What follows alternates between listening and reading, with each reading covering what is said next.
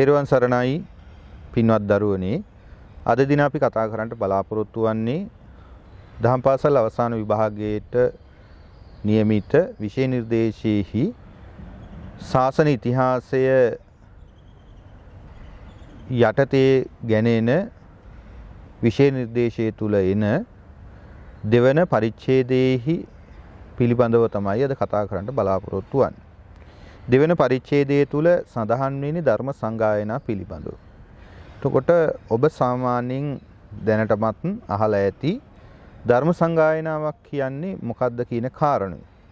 ඒක ධර්ම සංගායනාවක් පැවැත්වීම ධර්ම සංගායනාවක් කියන්නේ මොකක්ද කියන කාරණේ පිළිබඳව අපි විමසලා බලනකොට පෙළපොතේ සඳහන් ආකාරයට බුදුදහම කාලයෙන් කාලයට නැත්නම් කාලානුරූපව ඒ වගේම දේශයට අනුව සුඛනම්ය කරලීම උදෙසා මහා සංඝරත්නයේ මහා තෙරවරුන් විසින් දරන ලද උත්සාහයක ප්‍රයත්නයක ප්‍රතිඵලයක් විදිහට තමයි ධර්ම සංගායනා අපිට සලකන්නට පුළුවන්. ඒතර ධර්ම සංගායනාවක් තුලින් සිද්ධ වුණේ බුදුරජාණන් වහන්සේ දේශනා කරපු ධර්මය භික්ෂුන් වහන්සේලා නැත්නම් බුදුහාමුදුරුවෝ වැඩ හිටපු මුල් කාලේ බුදුරජාණන් වහන්සේගේ ධර්ම ශ්‍රවණය කරපු භික්ෂුන් වහන්සේලා ඒ ධර්මය කටපාඩමින් තමයි පවත්වාගෙන ආවේ. එතකොට මේ කටපාඩමින් පවත්වාගෙන ආපු ධර්මය යම් ආකාරයකට පරම්පරාවෙන් පවත්වාගෙන එනකොට යම් වෙනස් වීමක් සිදු වුණාද කියන කාරණය භික්ෂුන් වහන්සේලා ඒකරාශී වෙලා සාකච්ඡාවට භාජනය කළා. නැත්තම් ඒ ධර්මයේ සජ්ජායනා කළා. එතකොට ඒ තුලින් අර වෙනස් වෙච්ච ස්ථාන සොයාගෙන ඒව හඳුනාගෙන ඒව සාකච්ඡාවට භාජනය කරලා නැවත වතාවක් ධර්මයේ නිවැරදි කරන්නට කටයුතු කළා. එතකොට ඒ විදිහට තමයි ධර්ම සංගායනාව කියන එක අපිට පැහැදිලි කරන්නට පුළුවන්. එතකොට ධර්ම සංගායනාවක් සංගායනා සංකල්පය බුදුරජාණන් වහන්සේ වැඩ සිටපු සමයේදී ධර්මාන සමයේදීම සංගායනා සංකල්පය ඉදිරිපත් වෙලා තියෙනවා. ඒ මූලික සංකල්ප සඳහන් වෙනවා ධර්මාන සමයේදීම. ඒ ගැන කතා කරාද දීඝනිකායේහි සඳහන් වන පාසාදික සූත්‍රය. පාසාදික සූත්‍රයේහි සඳහන් වෙන්නේ බුදුරජාණන් වහන්සේට සමකාලීනව හිටපු තවත් ශාස්ත්‍රවරයෙක් තමයි නිගණ්ඨනාථ පුත්තුමා. නිගණ්ඨනාථ පුත්තුමා අභාවයට පත් වුණාට පස්සේ එතුමාගේ ශාසනය දෙකඩ වෙනවා.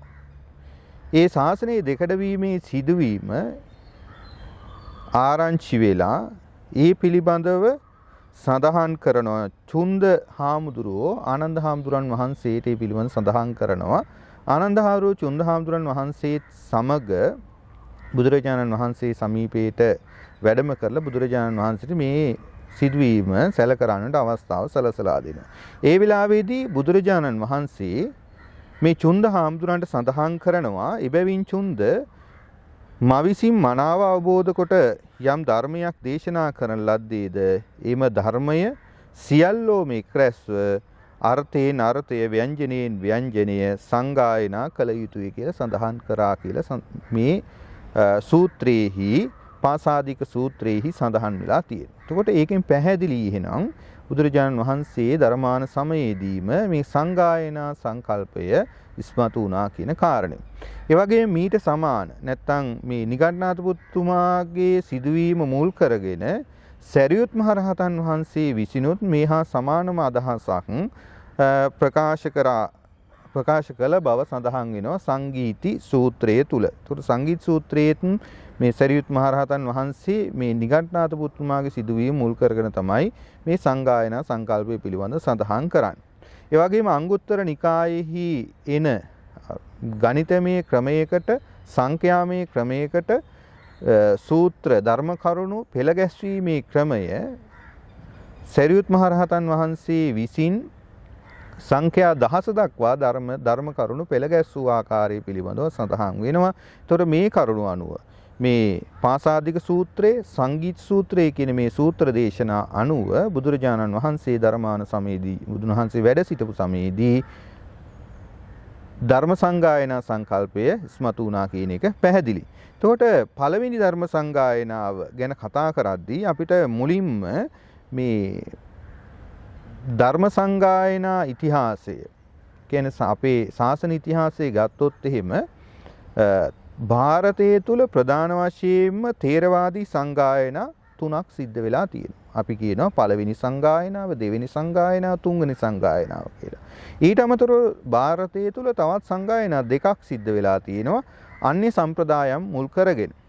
එකක් තමයි මහා සංගීතයන් විසින් සිදු කරන ලද මහා සංගීතය කියලා එක හඳුන්වනවා. ඊට පස්සේ කාශ්මීරයේ කුණ්ඩල වන විහාරයේහි සිද්ධ කරපු අනිත් සංගායනාව ඒ තමයි හතරවෙනි සංගායනාව කියලා අපි සාමාන්‍යයෙන් හඳුන්වන කනිෂ්ක රාජ්‍ය කාලයේදී සිද්ධ වෙච්ච සංගායනාව. ඒතර මේ සංගායනා දෙකම තේරවාදී සම්ප්‍රදායට බැහැරව වෙනත් සම්ප්‍රදායන් විසින් සිද්ධ කරපු සංගායනා විදිහට තමයි සැලකෙන්නේ. ඊට අමතරව ලංකාවේදී ප්‍රධාන සංගායනා දෙකක් අනුරාධපුර යුගයේදී සිද්ධ වෙලා තියෙනවා. එකක් තමයි දේවානම්පියතිස්ස රාජ්‍ය කාලයේදී අරිට්ඨ තෙරණුවන්ගේ මූලිකත්වයෙන් පැවතිච්ච සංගායනාව. ඊළඟ සංගායනාව තමයි වලගම්බා රාජ්‍ය කාලයේදී මාතලේ අලු විහාරයේදී පැවැත් වූ සංගායනා. එතකොට මේ විදිහට අපිට සංගායනා කිහිපයක් පිළිබඳවම දොරතුරු ඉතිහාසය තුළ ප්‍රධාන වශයෙන්ම අධ්‍යයනය කරන්නට හැකියාව තියෙනවා. එතකොට පළවෙනි සංගායනා පිළිබඳ කතා කරද්දී පළවෙනි සංගායනාවේ ඓතිහාසික පසුබිම පිළිබඳව සාකච්ඡා කරනකොට ඔබ දැනටමත් සමහර විට ඉගෙනගෙන ඇති පළවෙනි සංගායනාව සඳහා ආසන්නතම හේතු වශයෙන් සඳහන් කරන්නේ සුභද්‍ර භික්ෂුවගේ නොහික්මුණු ප්‍රකාශනය. නැත්නම් අභද්‍ර වචනය කියලා අපි කියනවා. සුභද්‍ර භික්ෂුවගේ නොහික්මුණු ප්‍රකාශනය. මොකද්ද? බුදුරජාණන් වහන්සේ පිරිනිවන් පෑ අවස්ථාවේදී ඒ පිළිබඳව මහා කාශ්‍යප මහ රහතන් වහන්සේ දැනගෙන අතරමඟදී දැනගන්නා උන්වහන්සේ පරිබ්‍රාජකයෙක්ගෙන් ඒ දැනගෙන උන්වහන්සේ වැඩම කරන අවස්ථාවේදී උන්වහන්සේට මේ සුභද්‍ර කියන මේ මහලු වෙලා පැවිදි වෙච්ච මේ භික්ෂුවගේ ප්‍රකාශය අහන්න ලැබෙනවා. උන්වහන්සේ සඳහන් කරන්නේ මොකද්ද? මේ භික්ෂුව සඳහන් කරන්නේ මොකද්ද? මහණෙනි ශෝක නොකරව නොවැළපෙව්. ඒ මහා ශ්‍රමණයාගෙන් අපි සම්පූර්ණයෙන්ම මිදුනේ වෙමු. මේ আদি වශයෙන් මේ ප්‍රකාශය පිළිබඳව සඳහන් කරනවා. එතකොට මෙතන මොකද්ද මේ කියන්නේ? මේ පෘථග්ජන භික්ෂුන් වහන්සේලා බුදුරජාණන් වහන්සේගේ පරිනිර්වාණය නිසා ශෝක වෙනවා, හඬා වැළපෙනවා. මේ සුභද්‍ර කියන භික්ෂුව සඳහන් කරනවා මහන්නි හඬන්න එපා, වැළපෙන්න එපා. අපි මේ මහා ශ්‍රමයාගෙන් මිදුණා. අපි මහා උපද්‍රවයකින් මිදුනේ. අපිට දැන් කරන්න ඕන දේ අපිම හිතලා කරන්න පුළුවන්. අපිට ඕන දේ කළ හැකි. අපිට එපා කියලා දෙයක් හිතනවා නම් ඒවා නොකර ඉන්න පුළුවන් කියන මේ ප්‍රකාශය. ඒතර මේ ප්‍රකාශයේ පදනම් කරගෙනයි පළවෙනි සංගායනාව සිද්ධ වුණේ කියලා ශාසන ඉතිහාසයේහි සඳහන් වෙනවා. නමුත් අපි මේ කාරණයක් තබාගෙන අපි තවදුරටත් කල්පනා කරලා බැලුවොත් මේ දුරස්ත හේතුන් ආසන්නතම හේතුව මේ සුභද්‍ර භික්ෂුවගේ ප්‍රකාශයේ වුණත් මේට අමතරව දුරස්ත හේතුන් රාශියක් මේ සංගායනාව සඳහා පදනම් වුණයි කියලා අපට හොයාගන්නට නැත්නම් අපට අධ්‍යයනය කරන්නට හැකියාව තියෙනවා. ඒ අනුව භික්ෂුන් වහන්සේලා මුල් කාලීන භික්ෂුන් වහන්සේලා නිවන අරමුණු කරගෙන පැවිදිභාවයටපත් වුණා. නමුත් පසු කාලයේ වෙන විට විවිධ ලාභ සත්කාර අපේක්ෂා කරගෙන විවිධ වෙනත් අරමුණු මුල් කරගෙන මේ සසුනට විවිධ කණ්ඩායම් ඇතුල් වෙච්ච ආකාරයක් අපිට දකින්නට පුළුවන්. මේ නිසා මේ විනය විරෝධීව කටයුතු කරන මේ කීර්ති ලාභ අපේක්ෂාවෙන් කටයුතු කරන භික්ෂූන් විශාල පිරිසක් මේ ශාසනය තුල දකින්නට ලැබුණා. ඒකත් එක්ක මේ භික්ෂුන් වහන්සේලා විවිධ කණ්ඩායම් වශයෙන් ගොනු වෙලා කටයුතු කරන්නට ගත්තා. එහෙම කණ්ඩායම් විදිහට කටයුතු කළ භික්ෂුන් විදිහට භික්ෂු කණ්ඩායම් විදිහට චබ්බග්ගිය භික්ෂූන්, ඒ වගේම සත්තාරස භික්ෂූන්, මේ වගේ භික්ෂු කණ්ඩායම් අපිට හඳුන්වන්නත් පුළුවන්. ඒතකොට මේ භික්ෂු කණ්ඩායම් වල ක්‍රියාකලාපය මේ ශාසනයෙහි නැත්නම් මේ ධර්ම විනයෙහි පරිහානියට ප්‍රධාන හේතුවක් බවට අපට හඳුනා ගන්නට පුළුවන්. බුද්ධ කාලයේදීම මේ භික්ෂු කණ්ඩායම් නිර්මාණය වෙලා තිබුණා. එතකොට බුදුරජාණන් වහන්සේගේ පරිනිර්වාණයත් එක්ක සුභද්‍ර භික්ෂුව අරවැනි ප්‍රකාශයක් කරනකොට එතකොට ඒක සුභද්‍ර භික්ෂුවගේ හුදු ප්‍රකාශයක් විතරක් නෙමෙයි. ඒක සමහර විට සුභද්‍ර භික්ෂුවට තවත් එවැනිම මත දරන තවත් භික්ෂුන් වහන්සේලා වාසය කරන්නට පුළුවන් ඉන්නට ඇති. එතකොට එවැනි භික්ෂුන් වහන්සේලාගේ ප්‍රකාශයක් තමයි මේ සුභද්‍රගෙන් එළියට ආවේ. එතකොට මෙවැනි කණ්ඩායම් නිසා වැඩි කල නොගොස් ශාසනයේ පරිහානියටපත් වෙන්නට ඉඩ තිබුණා. මෙන්න මේක එක හේතුවක් බවට පත් වුණා මේ ධර්ම සංගායනාවක් පැවැත්වීම සඳහා. ඒ වගේම මේ බුදුරජාණන් වහන්සේ වැඩ සිටි කාලයේදීම බුදුරජාණන් වහන්සේට විශාල වශයෙන් අභියෝග එල්ල කරපු බුදුරජාණන් වහන්සේට විශාල වශයෙන් විවිධ බාධා හිරිහැර කරදර කරපු භික්ෂුන් වහන්සේ නමක් තමයි දේවදත්ත හාමුදුරුවෝ. දේවදත්ත හාමුදුරුවෝ. එතකොට මේ දේවදත්ත හාමුදුරුවන්ගේ ක්‍රියාකලාපයේ උන්වහන්සේ එක් අවස්ථාවකදී බුදුරජාණන් වහන්සේට සඳහන් කරනවා මේ සංඝ ભેදයේ පිළිබඳ චුල්ලවග්ග පාළියේ සඳහන් වන ස්ථානයේහි සඳහන් කරන උන්වහන්සේ බුදුරජාණන් වහන්සේට ගිහිල්ලා ප්‍රකාශ කරනවා බුදුරජාණන් වහන්සේ ඔබ වහන්සේ දැන් මහලුයි. ඒ නිසා මේ ශාසනයේ නායකත්වය මාහට ලබා දෙති කියලා. ඒ වෙලාවේදී බුදුරජාණන් වහන්සේ මේ කාරණේ ප්‍රතික්ෂේප කරනවා. ඒ ප්‍රතික්ෂේප කරාම පංචවරයක් ඉදිරිපත් කරනවා. පංචවරයක් ඉදිරිපත් කරමින් බුදුරජාණන් වහන්සේට අභියෝග කරනවා මේ පංචවරය අනුමත කරන්නට. නමුත් ඒකට බුදුරජාණන් වහන්සේගේ අනුමැතිය නොලැබීමත් එක්ක මේ දේවදත්ත හාමුදුරන්ට පක්ෂ වෙච්ච භික්ෂුන් වහන්සේලා 500ක් රැගෙන උන්වහන්සේ වැඩම කරනවා. එතකොට මේ තමයි ශාසනය තුල සිද්ධ වෙච්ච පළවෙනි සංඝ ભેදය. ශාසනයේ සිද්ධ වෙච්ච පළවෙනි සංඝ ભેදය. ඒතර සංඝයා ભેද කරනවා 500 නමක් වැඩම කරනවා 500 නමක් වඩම්වාගෙන යනවා වෙනම උන්වහන්සේගේ මතයට පක්ෂග්‍රාහී වෙච්ච පසුව මේ 500 නම සරියුත් මුගලන් මහරහතන් වහන්සේලා ඒකරාශි වෙලා මේ 500 නම නැවත වතාවක් මේ ධර්මය අවබෝධ කරලා දෙන්නට සත්‍ය අවබෝධ කරලා දෙන්නට කටයුතු කරනවා. කෙසේ නමුත් මේ පංචවරයේ ගත්තත් දැන් මේකේ තියෙන එක කාරණයක් තමයි මේ පෙළපොතේ සඳහන් කරන ආකාරයට මේ මස් මාංශ අනුභවය. මේකෙන් සම්පූර්ණ වැළකෙන මේ කාරණා පිළිබඳව ගැඹුරින් සලකලා බලනකොට මේ සමකාලීන Hindu සමාජය තුල තිබිච්ච කරුණු මේ බුදුදහම ඇතුළට රිංගවීමට දරන ලද උත්සාහයක් විදිහට තමයි මේ කාරණේ අපිට හඳුනා ගන්නට හැකියාව තියෙන්නේ. ඒතර මේ දේවදත්ත හාමුදුරුවෝ මේ ඉදිරිපත් කරපු මේ පංචවරය කියන කාරණයත් එක්ක මේක බුදුරජාණන් වහන්සේ ප්‍රතික්ෂේප කළත් එතකොට දේවදත්ත හාමුදුරුවෝත් එක්ක මේකට පක්ෂව මේ ගිය භික්ෂුන් වහන්සේලා 500 නම නැවත වතාවක් ධර්මය අවබෝධ කරලා දෙන්නට සරියුත් මහරහතන් වහන්සේ ඇතුළු පිරිස කටයුතු කළත් මේට රුචි කරපු තවත් විශාල පිරිසක් භික්ෂුන් වහන්සේලා පිරිසක් මේ ශාසනය තුල සිටියා වන්නට පුළුවන්. ඒතර මෙවැනි කරුණු පදනම් කරගෙන අනාගතයේදී ඇතිවන්නා වූ මේ ගැටලුකාරී තත්ත්වයන්ට පිළියමක් විදිහට මේ සංගායනාව සිද්ධ කරන්නට කටයුතු කරා කියන කාරණය අපිට මෙතනදී පෙන්වා දෙන්නට පුළුවන්. ඊළඟට මේ ශාසනය තුල විවිධ මතධාරී බුදුරජාණන් වහන්සේ වැඩ සිටි කාලේ විවිධ මතධාරී භික්ෂුන් වහන්සේලා වැඩ වාසය කරලා තියෙනවා. ධම්මපද කතාවේ එන එක විස්තරයක සඳහන් කරනවා මේ බුදුරජාණන් වහන්සේට විතරක් නෙමෙයි භික්ෂුන් වහන්සේලා විරුද්ධව කටයුතු කළේ චෝදනා කළේ භික්ෂුන් වහන්සේලාට ශාසනය තුල හිටපු අනිකුත් භික්ෂුන් වහන්සේලාට චෝදනා කළා. එතකොට ඒක අවස්ථාවකදී සඳහන් කරනවා බුදුරදුන් මුහුණ බලා තනතුරු ලබා දෙනවායි කියලා. ධම්මපද කතාවේ ඉන සිදුවීමක තියෙනවා බුදුරජාණන් වහන්සේ මුහුණ බලා තනතුරු ලබා දෙනවායි කියලා. එතකොට මෙහෙම සඳහන් කරන්නේ මේ අගතනතුරු ප්‍රදානයේදී සරියුත් මුගලන් දෙනම වහන්සේට තනතුරු ප්‍රදානය කිරීම මුල් කරගෙන තමයි අස්සජි සහ පුනබ්බසුක කියන හාමුදුරන් වහන්සේලා මේ ප්‍රකාශය කරන්නේ. ඊළඟට තවත් අවස්ථාවකදී මේ සරියුත් මුගලන් දෙනම පාපී භික්ෂුන් වහන්සේලා විදිහට පාපී භික්ෂුන් විදිහට සලකන්නට යෙදෙන නැත්නම් ප්‍රකාශ කරායි කියලා සඳහන් වෙනවා. චුල්ලවග්ග පාළියේහි 6 වෙනි කන්දකයේ සඳහන් වෙනවා පාපී භික්ෂුන් වහන්සේලා විදිහට මේ සරියුත් මුගලන් දෙනමට ආමන්ත්‍රණය කරා කියන කාරණය.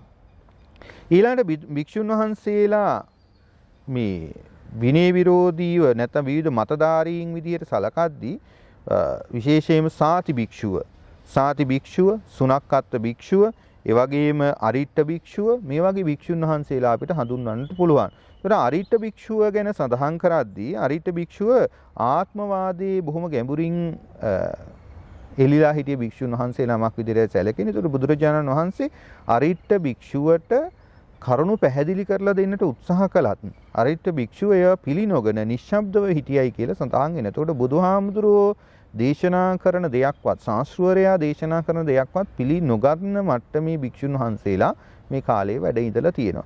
ඒ වගේම අරිට්ඨ භික්ෂුවට අමතරව සාති භික්ෂුව විඥානවාදී භික්ෂුවක් විදිහට තමයි සැලකෙන්නේ. එතකොට උන්වහන්සේ මේ විඥානවාදයේ තුල දැඩි ලෙස එල්බගෙන සිටපු භික්ෂුවක්. එතකොට මේ විවිධ මතධාරී මත දරපු භික්ෂුන් වහන්සේලා මේ ශාසනය තුල වැඩ ඉඳලා තියෙනවා. එතකොට මේ කාරණාත් එක්ක මේ ධර්මය ආරක්ෂා කර ගැනීම සඳහා අනිවාර්යයෙන්ම සංගායනාවක අවශ්‍යතාවයේ බුදුරජාණන් වහන්සේ වැඩ සිටි කාලයේදීම ඇති වුණා කියන එක සඳහන් කරන්නට පුළුවන්.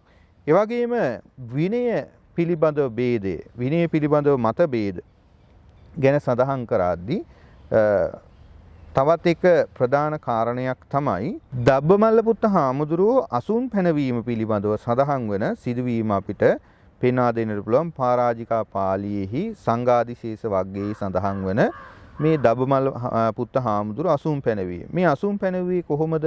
මේ අසුන් පැනවීමේදී උන්වහන්සේ මේ සංඝ සමාජයේ තුල හිටිය විවිධ භික්ෂු කණ්ඩායම් වලට වෙන්වෙන්ව අසුන් පැන වූ ආකාරයක් පිළිබඳව සඳහන් වෙනවා. ඒ අතර විනේදර භික්ෂුන් වහන්සේලා, ධම්මකතික භික්ෂුන් වහන්සේලා, දානලාභී භික්ෂුන් වහන්සේලා වශයෙන් කොටස් කරලා අසුන් පැනවීමක් පිළිබඳව මේ ස්ථානයේ සඳහන් වෙනවා. එතකොට මේකෙන් පැහැදිලි විවිධ ආකාරයට භික්ෂුන් වහන්සේලා කොටස් වලට වෙන්වීමක්, කොටස් වලට කැඩීමක් සිද්ධ වෙලා තියෙනවා. ભેදයක් නෙමෙයි, නමුත් විවිධ කරුණු පදනම් කරගෙන විනේදර භික්ෂුන් වහන්සේලා විදිහට, ධර්මදර භික්ෂුන් වහන්සේලා විදිහට, ධම්මකතික භික්ෂුන් වහන්සේලා විදිහට, ඒ වගේම සුත්තාන්තික භික්ෂුන් වහන්සේලා විදිහට විවිධ කොටස් වලට බෙදීමක් නැත්නම් සම්ප්‍රදායන් ආරම්භ කිරීමක් සිදු වුණා කියන එක මෙතනදී පැහැදිලි. ඒකට මේ කාරණයත් මේ සංගායනාවක් පැවැත්වීම සඳහා අවශ්‍ය කරන පසුබිම සකස් කරලා තියෙනවා. ඊළඟට පරම්පරා ක්‍රමයේ, ඒ කියන්නේ මේ බුදුරජාණන් වහන්සේගේ මුල් කාලයේදී පැවිදි වෙච්ච භික්ෂුන් වහන්සේලා මුල් කරගෙන එතනින් පස්සේ භික්ෂු කණ්ඩායම් නිර්මාණය වුණා. උදාහරණයක් විදිහට දැන් මහා කාශ්‍යප මහරහතන් වහන්සේට විශාල ගෝල පිරිසක් හිටියා. නැත්නම් උන්වහන්සේ අනුගමනය කළ විශාල භික්ෂු පිරිසක් හිටියා. ඒතොර දුතාංගධාරීන් විදිහට තමයි මේ ශිෂ්‍ය පරම්පරාව හැදින්නුවේ. ඊළඟට සරියුත් මහරහතන් වහන්සේ ගත්තට පස්සේ සරියුත් මහරහතන් වහන්සේ අනුගමනය කළ පිරිසක් හිටියා. ඒ අය හැදින්නුවා පඤ්ඤා වන්තයින් විදිහට. මොගලන් තෙරුන් වහන්සේත් සමග උන්වහන්සේ අනුගමනය කරපු භික්ෂුන් වහන්සේලා පිරිස හඳුන්වලා තියෙනවා මහා රිද්ධිමතුන් විදිහට. ඒතර මේ විදිහට එක එක ප්‍රධාන භික්ෂුන් වහන්සේ අනුගමනය කරපු මේ භික්ෂු කණ්ඩායම් ඒ භික්ෂුන් වහන්සේ අනුව විවිධ සම්ප්‍රදායන් විවිධ කණ්ඩායම් විදිහට හැඳින්වීමට කටයුතු කරලා තියෙනවා. ඒතර මේ විදිහට මේ කණ්ඩායම් වශයෙන් ඉදිරියට ගමන් කිරීම ශාසනයෙහි යම් දිනක අර්බුදයකට හේතුවක් වන නිසා මේ ධර්ම විනය සංගායනා කිරීමේ අවශ්‍යතාවය තිබුණා. ඊළඟ කාරණේ තමයි ධර්මයේ ඒක රාශී කිරීම. බුදුරජාණන් වහන්සේ ධර්මයේ දේශනා කළේ එක් අයෙකුට පමණක් නෙමෙයි. බුදුරජාණන් වහන්සේ විවිධ කණ්ඩායම් වලට විවිධ අවස්ථාවන් ධර්මයේ දේශනා කළා. ඒතකොට ඒ දේශනා කළ ධර්මය ඒ ශ්‍රවණය කළ පුද්ගලයා විතරයි, නැත්නම් ඒ කණ්ඩායම විතරයි දැනගෙන හිටියේ. නමුත් ආනන්ද හාමුදුරුවෝ අග්‍ර උපස්ථායක තනතුරට පත්වීමත් එක්ක උන්වහන්සේගේ ඉල්ලීමක් නිසා බුදුරජාණන් වහන්සේ ආනන්ද හිමියන් වැඩ නොසිටපු තැන්වල දේශනා කළ ධර්මයේ උන්වහන්සේට නැවත වතාවක් දේශනා කළා. ඒ නිසා ධර්මයේ යම් ආකාරයකට ඒක රාශී වීමක් සිද්ධ වුණා. නමුත් මේ ධර්මය මල් ආසනයක විසිරිච්ච මල් මෙන් මේ ආසනය පුරා විසිරීලා තියෙනා වගේ ධර්මයක් තැන් තැන්වල විසිරීලා තිබුණේ. මේවා මේ ධර්මයේ දරාගෙන හිටියේ බුදුහාමුදුරුවන්ගේ ළඟ ඒ ධර්මයේ ශ්‍රවණය කරපු ඒ සමීප රහතන් වහන්සේලා, මහරහතන් වහන්සේලා තමයි මේ ධර්මයේ දැනගෙන හිටියේ. ඒක තැනක තිබුණේ නැහැ. ඒකට මේ ධර්මයේ ඒකරාශී කිරීමේ අවශ්‍යතාවය තිබුණා. ඒකට තමයි සරියුත් හාමුදුරුවෝ උත්සාහ කරන්නේ. සරියුත් හාමුදුරුවෝ සංගීත සූත්‍රයේ සඳහන් ආකාරය සරියුත් හාමුදුරුවෝ උත්සාහ කරනවා මේ කාරණේ. නමුත් ඒක බුදුහාමුදුරුවෝ වැඩ සිටපු කාලේ ඒක සම්පූර්ණයෙන්ම නිමා කරන්නට හැකියාව. එම නිසා මේ විවිධ භික්ෂුන් වහන්සේලාට විවිධ තැන්වල දේශනා කරපු ධර්මය නැවත වතාවක් ඒකමතික සම්මතයකට ඇවිල්ලා. ඒ කියන්නේ සියලු භික්ෂුන් වහන්සේලාගේ සම්මතය තුල මේ ධර්මය නැවත වතාවක් ඒකරාශී කරගැනීමේ අවශ්‍යතාවය තිබුණා. ඒ නිසා මේ ධර්ම සංගායනාව තුලින් පළවෙනි ධර්ම සංගායනාව තුලින් ඒ කාරණය सिद्ध කරන්නට කටයුතු කරා කියන එක අපිට පෙන්වා දෙන්නට පුළුවන්. ඒ වගේම මේ සම්මුඛ ශ්‍රාවකයින්ගේ పూర్ව අත්දැකීම් කියලා සඳහන් කරනවා පෙළපොත තුල. එතකොට මේ නිගණ්ඨනාථ පුතුතුමාගේ ඊ මරණයත් එක්ක නිගණ්ඨ ශාසනයට සිද්ධ වෙච්ච දේ. එතනදී දෙකඩ වෙලා යනවා. එතකොට මේ කාරණයත් එක්ක වික්ෂුන් වහන්සේලාට යම් සැකයක් බියක් ඇති වෙනවා. බුද්ධ ශාසනයට බුදුරජාණන් වහන්සේගේ පරිනිර්වාණයෙන් පස්සේ එවැනි තත්ත්වයක් උදා වේද කියලා. එතකොට මේ పూర్ව අත්දැකීම තුල භික්ෂුන් වහන්සේලාට අවශ්‍ය වෙනවා හැකි ඉක්මනින් සංගායනාවක් සිද්ධ කරන්නට. ඒ සඳහා උත්සාහයක් දරනවා සරියුත් මහරහතන් වහන්සේ. නමුත් ඒ උත්සාහය බුදුරජාණන් වහන්සේ වැඩ සිටි කාලයේදී මේක නිමා කරන්නට හැකියාව ලැබෙන්නේ නැහැ. යම් ආකාරයකට ආරම්භයක් සිද්ධ කරනවා සංගීත සූත්‍රයේ සඳහන් වන ආකාරයට. ඊළඟ කාරණය තමයි මේ ධර්ම විනය ආරක්ෂා කිරීම. එතකොට ගෝපක මොග්ගල්ලාන සූත්‍රයේ සඳහන් වන ආකාරයට ගෝපක මොග්ගල්ලාන බමුණ ආනන්ද හාමුදුරන්ගෙන් අහන ලද ප්‍රශ්නයකට ආනන්ද හාමුදුරුවෝ පිළිතුරු ලබා දෙනවා. බමුණ අපි පිළිසරණ නැත්තෝ වෙමු. අපි ධර්මයේ පිළිසරණ කොට ඇත්තෝ වෙමු යනුවෙන් සඳහන් කරනවා. එතකොට මේ ශාසනයෙහි කිසිදු පුද්ගලයෙක් බුදුරජාණන් වහන්සේ ශාස්ත්‍රවරයා බවට පත් කළේ නැහැ. ධර්මයේ ශාස්ත්‍රූත්වයේ තබාගෙන කටයුතු කරන්නට කියන කාරණයයි බුදුරජාණන් වහන්සේ දේශනා කළේ. ඒතකොට ධර්මයේ ශාස්ත්‍රවරයා වශයෙන් තබා ගන්නට නම් ධර්මයේ නිසි ආකාරයෙන් ඒක රාශි වෙලා පවතින්නට ඕනේ. ඒ නිසා මේ ඊටමත් ඉක්මනින් සංගායනාවක් පවත්වලා මේ ධර්මයේ ඒක රාශී කිරීමේ අවශ්‍යතාවය පැන නගිනවා. ඒ වගේම බුදුරජාණන් වහන්සේ විනයවාදී බව සඳහන් කරලා තියෙනවා. එතකොට විනය කියන එක පදනම් කරගෙන තමයි ශාසනයේ පැවැත්ම තීරණය වෙන්නේ. විනයෝ නාම ශාසනස්සායු කියලා සඳහන් වෙනවා. එතකොට මේ විනය පදනම් කරගෙන ශාසනයේ පැවැත්ම තීරණය වනවා නම් මේ විනය විරෝධීව විනයට පටහැනිව කටයුතු කරන භික්ෂුන් වහන්සේලා නැත්නම් විවිධ පුද්ගලයන්ට ඒ කටයුතු කිරීමට තියෙන අවස්ථාව මගහරින්නට අහුරාලන්නට කටයුතු කළ යුතුයි. එතකොට මේ සඳහා තමයි මේ පළවෙනි සංගායනාව සිදු කරන්නට කටයුතු කරන්නට යෙදුනේ. එතකොට මේ කියන දුරස්ත හේතුන් පදනම් කරගෙන එකක් තමයි බුදුරජාණන් වහන්සේගේ කාලයේදී සිද්ධ වෙච්ච විවිධ විනය විරෝධී ක්‍රියා විවිධ භික්ෂු කණ්ඩායම් නිර්මාණය වීම. ඒ වගේම දේවදත්ත හාමුදුරන්ගේ ක්‍රියාපිළිවෙත් මේ ආදී කරුණු පදනම් කරගෙන සුභද්‍ර භික්ෂුවගේ ඒ නොහික්මුණු ප්‍රකාශයේ ආසන්නතම හේතුව බවට පත් කරගෙන පළවෙනි ධර්ම සංගායනාව බුද්ධ පරිනිර්වාණයෙන් තෙමසකට පසුව මාස 3කට පසුව සිද්ධ කරන්නට යෙදුණා. මේ සඳහා මූලිකත්වයේ ගත්තේ මහා කාශ්‍යප මහරහතන් වහන්සේ. මහා කාශ්‍යප මහරහතන් වහන්සේ මූලිකත්වයේ ගත්තා. මේ සඳහා මහරහතන් වහන්සේලා 500 නමක් වඩම්මා ගන්නට තීරණය කළා. නමුත් 499යි උන්වහන්සේ මහා කාශ්‍යප මහරහතන් වහන්සේ තෝරගන්නේ. එක ආසනයක් තබා ගන්නව හේතුව තමයි ආනන්ද හාමුදුරුවෝ ධර්ම භාණ්ඩාගාරික ආනන්ද හාමුදුරුවෝ මේ සඳහා අත්‍යවශ්‍ය භික්ෂුන් වහන්සේ නමක්. නමුත් උන්වහන්සේ මේ ස්ථානයට ගැනීමට හැකියාවක් නැහැ රහත් භාවයට පත් වෙලා හිටපු නැති නිසා. නමුත් මේකෙදී භික්ෂුන් වහන්සේලාගේ අනුමැතිය ඇතිව ආනන්ද හාමුදුරුවෝ වඩම්මා ගන්නවා කියන අදහසින් 499 දෙනෙක් භික්ෂුන් වහන්සේලා තෝරා ගන්නවා.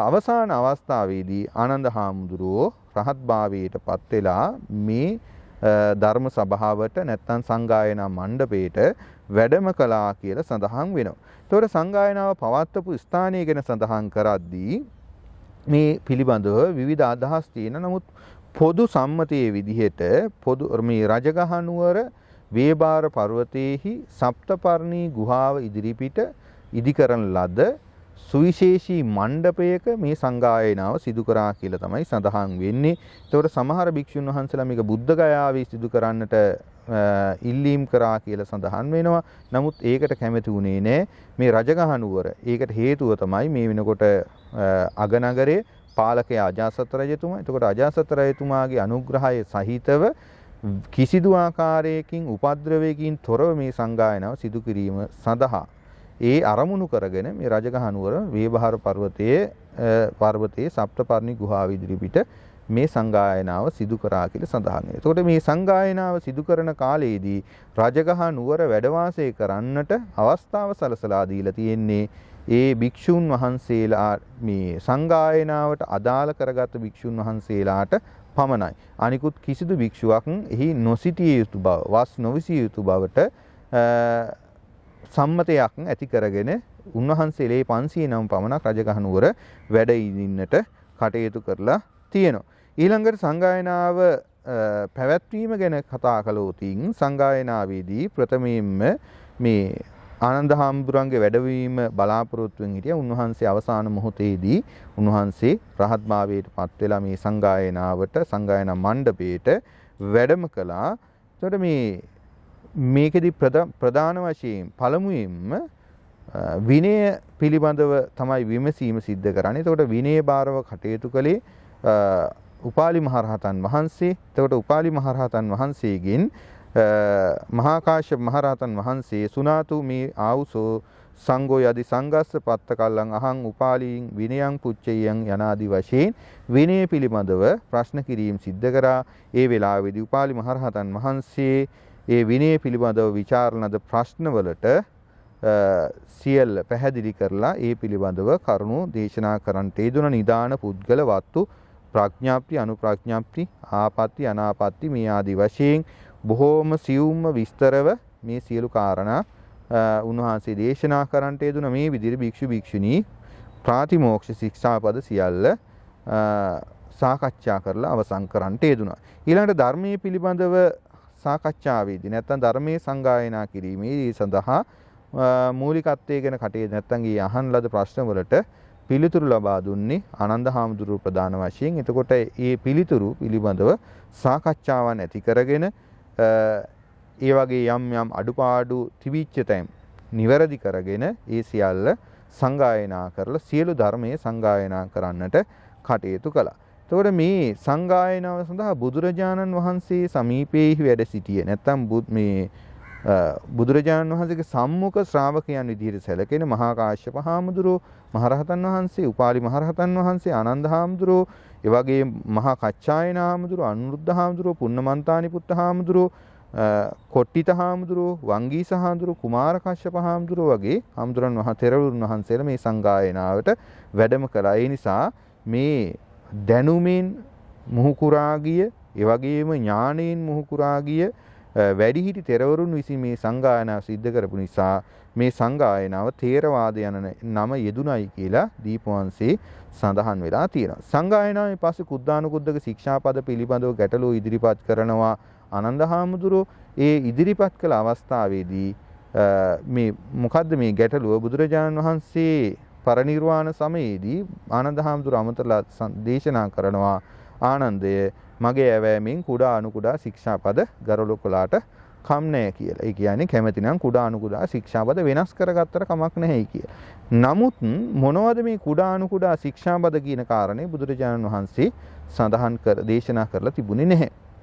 ඉතින් ඒ නිසා වික්ෂුන් වහන්සේලා සාකච්ඡා කරනවා අද යම් ශික්ෂාපදයක් කුඩා ශික්ෂාපදයක් අනු කුඩා ශික්ෂාපදයක් කියලා අයින් කළොතින් ක්‍රමානුකූලව ශාසනයේ තිබෙනා වූ සියලු ශික්ෂාපද කුඩා අඩු කුඩා ශික්ෂාපද කියලා ඉවත් වෙන්නට පුළුවන්. එහෙම වුණොත් ශාසනයේ පරිහානියයි සිද්ධ වෙන නිසා උන්වහන්සේලා මේ සමස්ත එකඟතාවයකටපත් වෙනවා. කිසිදු ශික්ෂාපදයක් කඩ නොකොට ඒ ආකාරයෙන්ම දිගින් දිගටම පවත්වාගෙන යනවා, ආරක්ෂා කරනවා කියලා. ඊළඟට චන්න හිමියන්ට බ්‍රහ්ම දණ්ඩනීය පැළඹීම මේකත් ආනන්ද හාමුදුරුවෝ සිහිපත් කරාම උන්වහන්සේ චන්න හිමියන්ට බ්‍රහ්ම දණ්ඩනීය පණවන්නට කියනවා තමන්ගේ පරිනිර්වාණයෙන් තමන් වහන්සේගේ පරිනිර්වාණයෙන් පසුව. එතකොට මේ කාරණේ සඳහන් කළාම චන්න හාමුදුරන්ට බ්‍රහ්ම දණ්ඩනේ පනවන්න තීරණය කරනවා. ඒකදී උන්වහන්සේ කොසබෑනුවර ගෝචිතාරාමයේ වැඩ සිටියේ ආනන්ද හාමුදුරුවෝ ඒ ස්ථානයට වැඩම කර චන්න හාමුදුරන්ට මේ කාරණේ සඳහන් කරාම එයින් බය වුණු චන්න හාමුදුරුවෝ තාමත් මික්මනින් බවුනල අරහත්ත්වයට පත් වුණා කියලා සඳහන් කරනවා. ඒ වගේම ආනන්ද හාමුදුරන්ට මේ චෝදනා එල්ල වෙනවා. ආනන්ද හාමුදුරන්ට චෝදනා පහක් එල්ල වෙනවා. මොනවද මේ චෝදනා පහ? එකක් තමයි කුද්දානුකුද්දක ශික්ෂාපද බුදුරජාණන් වහන්සේගෙන් නොවිමසීම. නැත්නම් ඒව මොනවද කියලා ඇහුවේ නැති එක. ඊළඟට බුදුරජාණන් වහන්සේගේ වැසිසලුව පයින් පාගා මැසීම. ඊළඟට බුදුරජාණන් වහන්සේගේ ශරීරය බුද්ධ ශරීරයේ පළමුවෙන්ම කාන්තාවන් ලවා වැන්දවීම. ඒ වගේම චාපාල චේතියේදී බුදුරජාණන් වහන්සේ පිරිනිවන් පාන බව සඳහන් කළාම බුදුරජාණන් වහන්සේට තවත් වැඩ ඉන්නට ආරාධනා නොකිරීම.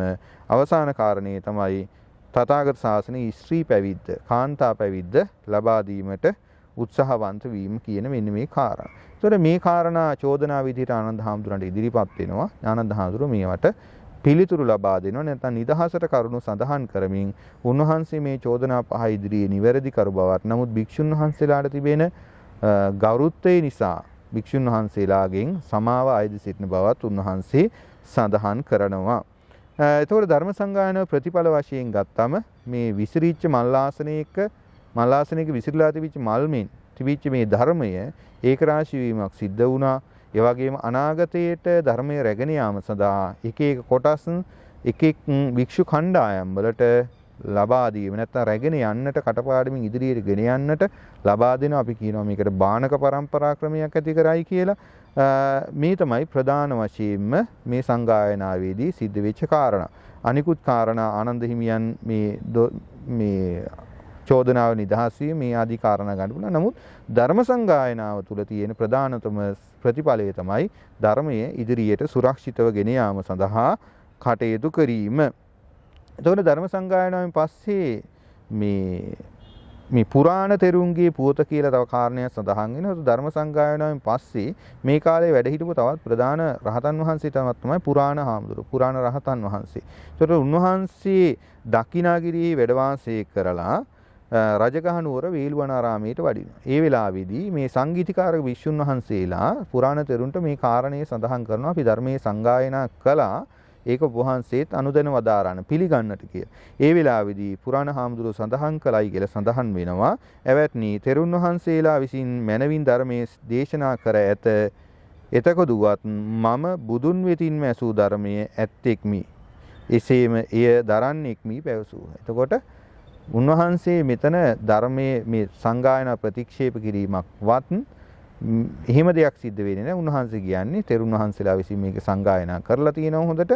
නමුත් මම දරන්නේ නැත්නම් මම පිළිගන්නේ මම බුදුහාමුදුරන්ගෙන් අහපු ධර්මයේ පමණයි කියන එකයි මෙතන සඳහන් කරන්නේ. ඒතර මේ කාරණේ මුල් කරගෙන මේ භික්ෂුන් වහන්සේලා මේ යම් භික්ෂුන් වහන්සේලා මේ සංගායනා ප්‍රතික්ෂේප කරා කියන කාරණය ඉස්මතු කරන්න උත්සාහ දරන. නමුත් මේ ප්‍රකාශය තුල එහෙම ප්‍රකාශයක් නැත්නම් එහෙම අදහසක් ගැබ් නොවන බවත් සඳහන් කරනවා. කෙසේ නමුත් මේ වේළුවනාරාමේ වැඩ සිටි මේ සංගායනාව සිදු කරලා ආසන්න කාලේ වේළුවනාරාමේ වැඩ සිටියේ භික්ෂුන් වහන්සේලා පිරිසක් ගාථා කිහිපයක් සජ්ජායනා කරනවා, උච්චාරණය කරනවා වැරදි විදිහට. ඒකට මේක දැක්ක භික්ෂුන් වහන්සේ නමක් මේක නිවැරදි කරන්න ගියාම ඒක අර භික්ෂුන් ආනන්ද හාමුදුරුවෝ මේක නිවැරදි කරන්නට ගියාම ඒක ඒ භික්ෂුන් වහන්සේලා පිළිගන්නේ නැහැ. උන් සඳහන් කරනවා ආනන්ද හාමුදුරුවෝ මහලු නිසා මේ හරියට මේක තේරෙන්නේ නැතුව ඇති, ඇහෙන්නේ නැතුව ඇති. නමුත් අපි උච්චාරණය කරේ, අපි ශබ්ද කරන්නේ නිවැරදිවයි කියලා ඒ විදිහටම පවත්වාගෙන ගියා කියලා සඳහන් වෙනවා. එතකොට මේකෙන් පැහැදිලි මේ සංගායනාව සිදු කළත් විවිධ මතදරු භික්ෂුන් වහන්සේලා මේ ශාසනය තුල එදා ඒ සමකාලීනව වාසය කරා කියන එක. එතකොට මේ සංගායනාව පිළිබඳව පසු කාලීන නැත්නම් මෑත කාලීන උගත්තු විද්වත්තු විවිධ මත පළ කරනවා. එතකොට මේක ප්‍රබන්ධයක් විතරයි කියලා මේ ආචාර්ය ඕල්ඩන්බර්ග් සඳහන් කරන මේක ප්‍රබන්ධයක් විතරයි. මේක මේ ත්‍රිපිටකයේ කොහෙවත් සඳහන් වෙන්නේ නැහැ සංගායනාව පිළිබඳව කිය.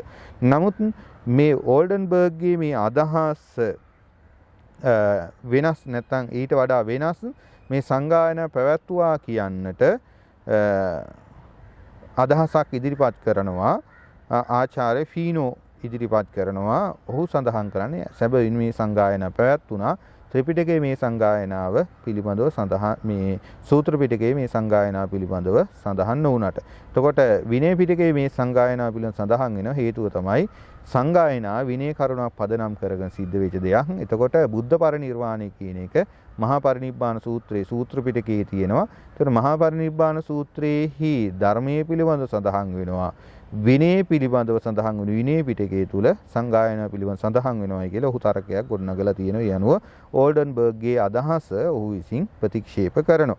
ඒතර මේ විදිහට අපිට මේ සංගායනා පිළිබඳව පළවෙනි ධර්ම සංගායනා පිළිබඳව අපිට කරුණු දක්වන්නට පුළුවන්. අපි ඉදිරියේදී මේ හා සම්බන්ධව ඉදිරිපත් ඔබට විභාග මෙතෙක් විභාගවලදී අහලා තියෙන ප්‍රශ්න පිළිබඳව සාකච්ඡා කිරීමට බලාපොරොත්තු වෙනවා. හැම දිනාටම තෙරුවන් සරණයි.